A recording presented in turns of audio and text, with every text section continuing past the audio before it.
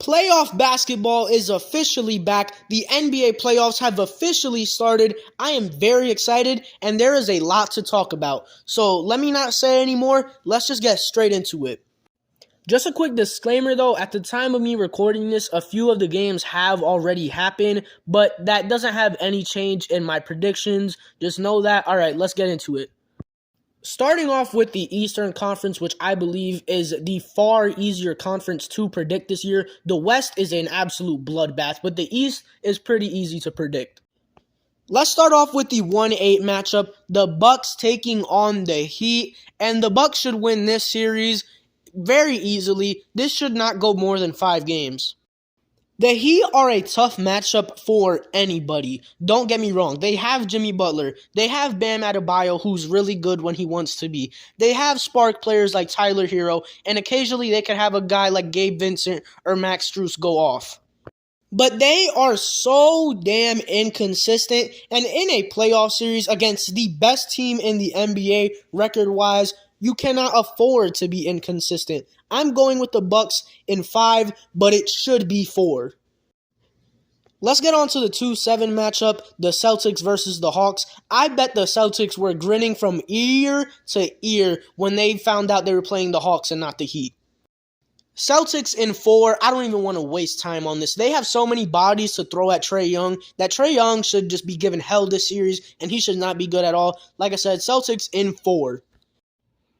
Then we got the 3-6 matchup, which might be even easier to predict than the first 2 series, and that is the Sixers taking on the Nets. This is another series that should end in 4 games. The Sixers have no business going any longer than 4 with the Nets here.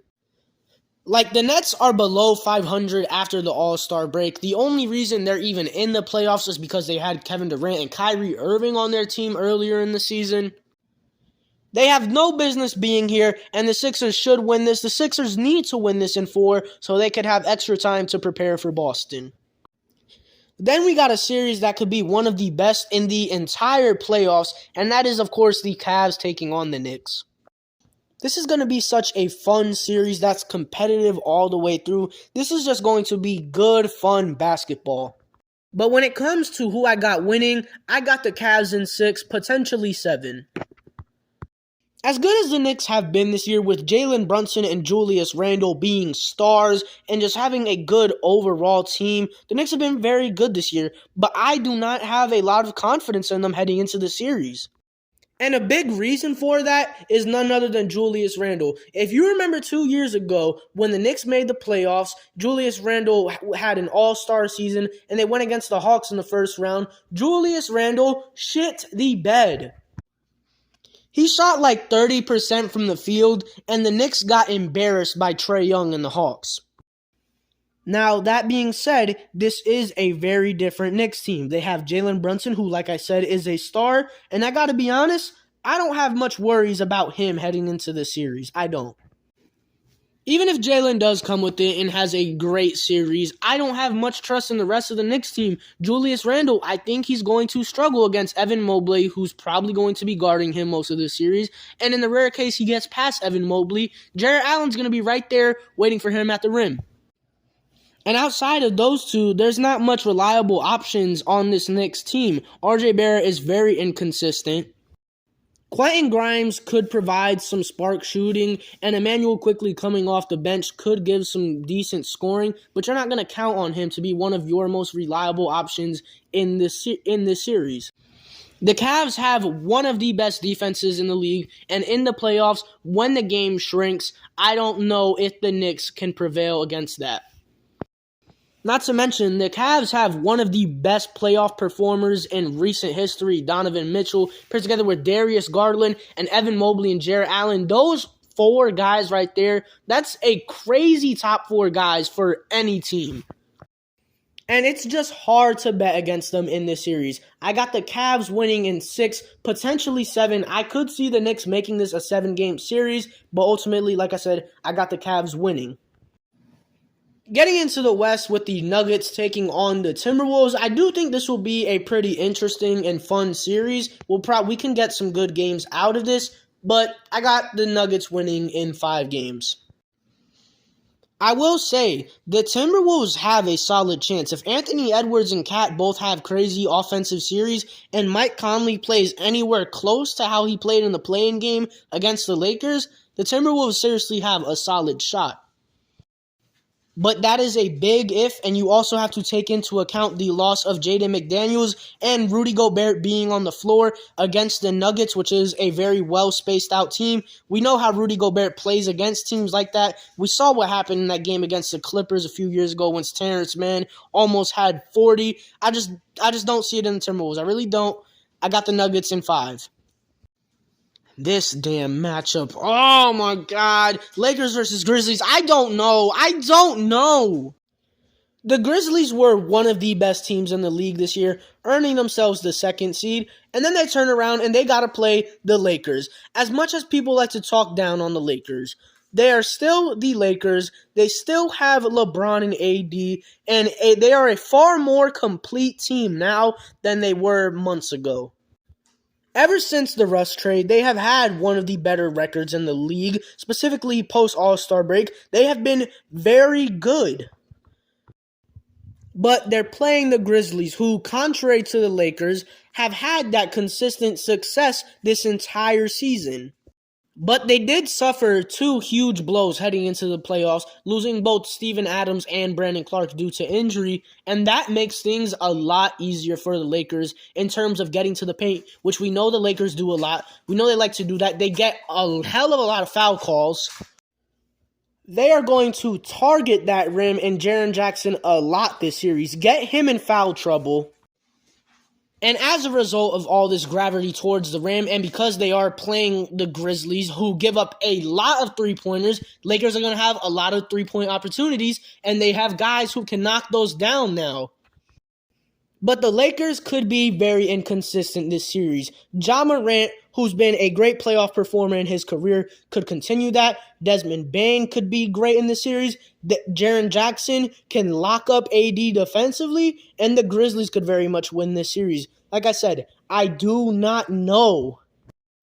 There's so much uncertainties in this series, but I have to make a prediction. And when I don't know something, when you don't know something, you always just go with and end up siding with what you do know. It's a terrible analogy, but what I'm basically saying is the Lakers have 2 things that we very much know that can be great.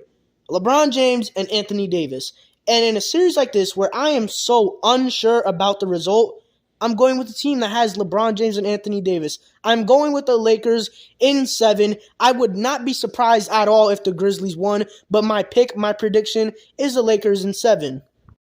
What can I say? It's hard to bet against LeBron. Then we've got another series that is hard to predict. Actually, it might really not be that hard. Warriors versus Kings. Look, I am rooting for the Kings. I want them to win this series. I want them to go far. I want them to win the damn finals, but that is just not happening. I mean that them winning the finals is not happening, and I mean that them beating the Warriors in this series is not happening. They are just inexperienced. They don't have playoff experience, and they are facing the reigning NBA champions. The Warriors have not been great this year, at least on the road. For some reason, the Warriors on the roads this year have been fucking terrible. I don't know why it's like that, but I gotta be honest, I do not think the Warriors' struggles at away games really matters in this series. If they can win just 1 game on the road this series, I think they've got this in the bag.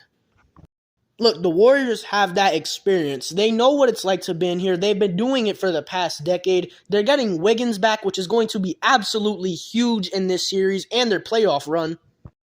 We obviously know what we're getting from them offensively with possibly the greatest offensive player in basketball history, Stephen Curry. And defensively, I think they've got what it takes to guard this Kings offense, which has been great this season. Gary Payton, I think we're going to see him on De'Aaron Fox a lot. And Draymond Green, I expect him to give Domantas Sabonis a lot of problems.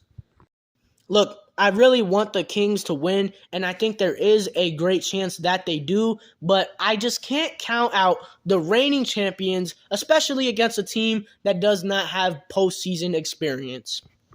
Warriors in 6, maybe 7 if the Kings manage to steal one on the Warriors' home floor. I do think it's going to be a great series, though, up there with Lakers, Grizzlies, and Cavs, Knicks. Next up, the Suns versus the Clippers. I want to make this one kind of short. I got the Suns winning. The Clippers are going into this series without Paul George. He's been ruled out for Game 1, and who knows how much longer he can be out of the series for. That is obviously huge. If you want even a chance in this series, if you're the Clippers, you need Paul George from the get-go. You need him for the defense against the Suns. You need him to guard guys like Book and KD, and you also need his offensive production because you cannot just rely on Kawhi for everything. Because let's face it, Kawhi is going to have to carry both offensively and especially defensively against Kevin Durant and Devin Booker. I know Russ has been really good ever since he got on the Clippers, but I gotta be honest, I do not trust this man in this playoff series. The Clippers are just have a huge disadvantage heading into this series. You want Paul George from Game 1 for the rest of the series, and they're not going to have him. And if he does come back, is he going to be 100%? More than likely not. So the Clippers are just fighting from a lot in this series. They're going up against a juggernaut of a team. I don't see them pulling this out. I got the Suns in 6, maybe even 5. Now, that being said, this could still be a great series depending on when Paul George comes back and how good he is when he comes back. But nonetheless, I still got the Suns winning no matter what happens. All right, now we can start talking about my hypothetical second round matchups. Let's start off in the East with the 1-4 matchup, and that is the Bucks taking on the Cavs. Now, if this does happen, I think it's going to be a very good series, very fun and competitive, and I could see it going even 6 or 7 games. These two teams match up with each other very well. Jrue Holiday and Donovan Mitchell, I expect a great series between those two going back and forth. Jrue Holiday could be clamping up Donovan at some times, but Donovan could also be giving him buckets. I think that would be a great matchup. Giannis against Evan Mobley and Jarrett Allen. How well will Giannis do? How will the Cavs offense do against the Bucks defense and vice versa? I think there is a lot to watch in this series. That's why I want this to happen, because I think it's going to be a very fun series. But in the end, I think there are only 2 teams right now that could really have a shot at beating the Bucks. And unfortunately, the Cavs are just not one of those teams. I don't see the Cavs taking out the Bucks. I just don't. They could give them a great run for their money. It'll be a competitive series, but I got the Bucks in 6, maybe 7 if the Cavs really come with it. Sixers versus Celtics. Now, I think this series would have potential to be the best series of the entire playoffs.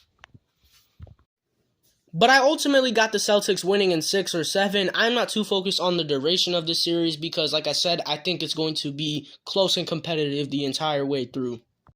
Look, Joel Embiid gave the Celtics 50 towards the end of the series. Had an absolutely insane game, but the Sixers still managed to win by just a few points.